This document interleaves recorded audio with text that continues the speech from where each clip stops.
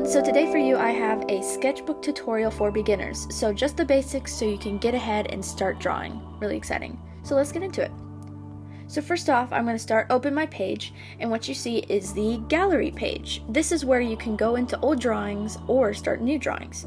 So today I'm going to start a new drawing by tapping this plus button here, and I'm going to say new sketch, and I'm going to go ahead and just click create. And these dimensions are the size of the iPad, so that's a good place to start. So here I am in a new page. So the way Sketchbook is set up, like most drawing apps, is if you take your stylus, which I have an Apple Pencil, you can go ahead and just start drawing first thing whenever you open a page. But the question is, where do I go from there? So first off, I want to know how to select the size of my brush. So what I'm going to do is select right here this little gray bar. I can move it up and down to adjust the size, and it gives me a little circle to show me visually how big my brush will be. So I'm going to make it smaller, and now my brush is the same size as that circle. But what if I want to erase my scribbles?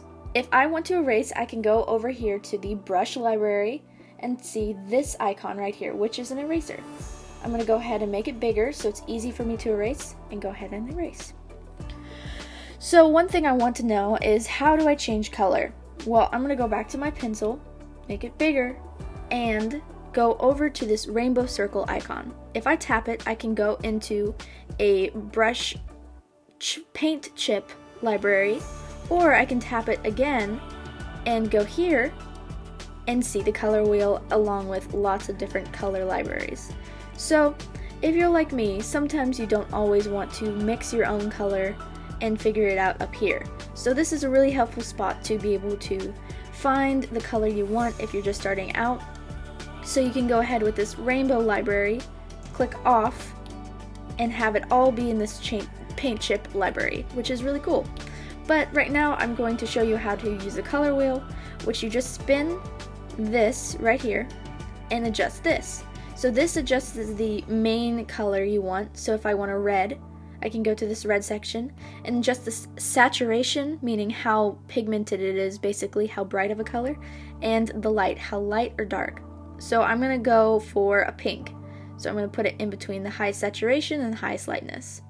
I'm going to click off, and my color I'm using is set right here, so I can always go back and look at that. So I'm going to use this color. It's really nice to just be able to use that. I can clean it up a little bit by using my eraser to carve out the edges if I want to. It's a helpful way to use that tool. Okay, so I've used the pencil and the eraser, but what if I want to use a different kind of pen? Well, this brush library gives you a good selection of pens to start off with. So we have different kinds of pens that do different things. This one is pressure sensitive. This one is more airy and not as sharp. This one is thin and clean. You get my point. You can play around and find the brush you like.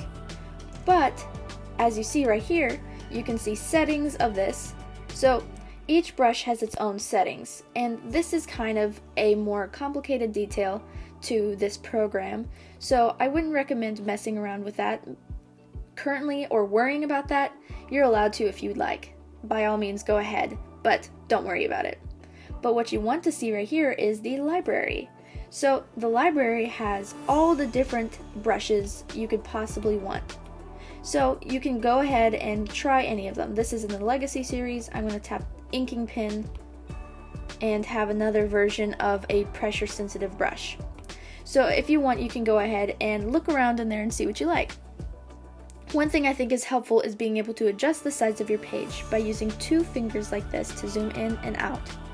So I can zoom in really far and draw detail, smiley face detail, and then zoom out and be able to adjust the big picture of my drawing. It's really helpful. Okay, so one other thing I want to show you is how to use this bar. This bar is opacity, and what opacity means is how see-through the brush actually is. So at 100%, my pencil is like this. At 50%, my pencil is like this. And at around 13%, my pencil is like this. So if you want to go in, and it will layer on itself with levels of opaqueness. Okay, so you know how to use brushes, adjust the size, adjust the opacity, use colors, erase, but what I want to show you now is how to use layers. So right here we see this button, which takes us away from the color back to the layer section. So this is the layer managing bar. So if I drew, let's see, I'm gonna go for black, and I'm gonna do this. I'm gonna draw a person, and I'm gonna draw them doing something, I'm not quite sure.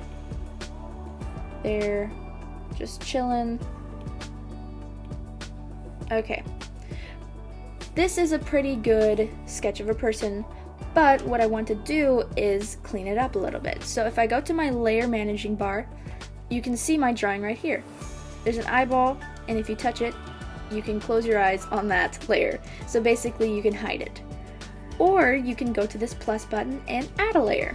So now what I can do is draw on top of the man I just drew. However, you might be thinking, well, that doesn't really matter because you could do that on one layer.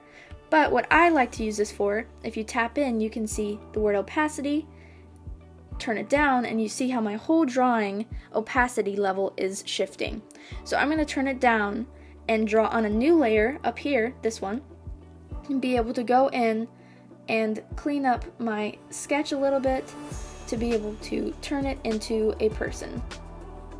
So I like to do this several times actually to really fill out the kind of person I want to be drawing, which is really helpful for me to visualize how my person is looking, how the pose I picked is working out, and sometimes it does work out and sometimes it doesn't, so it takes a couple times for me to really work that out.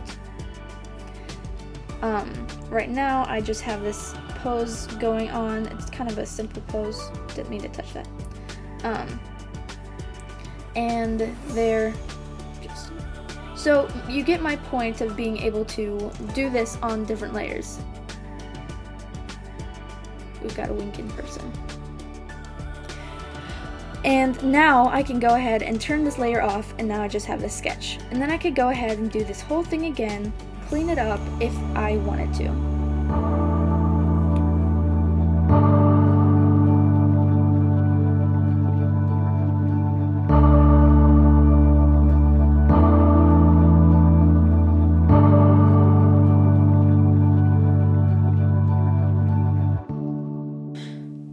Okay, so I've gone in and I've cleaned up my sketch, and now we have our happy little person.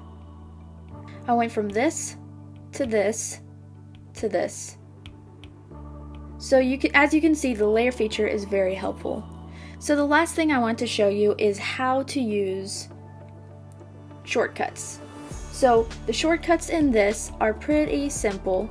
So if I did this sketch and I made a move that I didn't want, I could take 3 fingers and swipe to the left, and it is an undo quick feature. And if I want to say, okay, I undid that, oh well, I want it back, I can take 3 fingers and swipe to the right and redo it. So I think that's really helpful for quick adjustment of the drawing. It's more fast than going and touching the undo button or the redo button a lot of times. So overall, I hope this helped you. This tutorial made Sketchbook a lot simpler and a lot easier. Let me know if you have any more questions about Sketchbook. I would love to answer them. So put those down in the comments, and I hope you enjoy this video.